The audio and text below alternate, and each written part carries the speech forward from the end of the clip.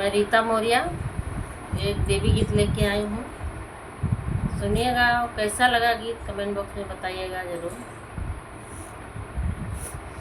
लाल की चुनरिया ओढ़ाई बहो मैया आई बोयंगनवा।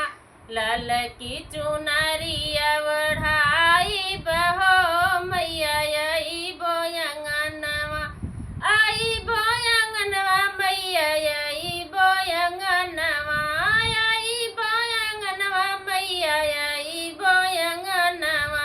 लाल की चुनरिया ओढ़ाई बहो मैया आई बोयंगनवा। टीका मंगैबे मांग टीका मंगैबे। टीका मंगैबे मांग टीका मंगैबे। सेनुरे से मांगिया सजाई बहो मैया आई बोयंगनवा।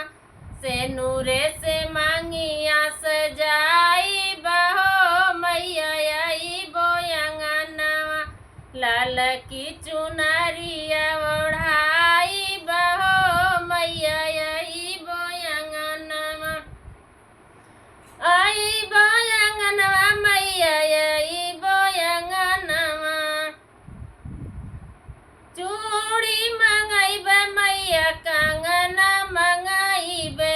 चूड़ी मंगैबे मैया कंगना मंगैबे।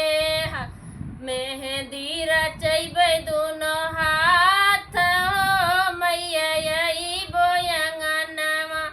मेहंदी रचैबे दोनों हाथ हो मैया आई बोयंगनवा।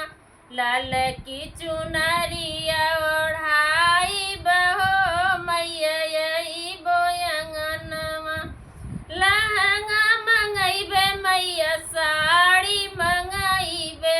लहंगा मंगैबे मैया साड़ी मंगैबे।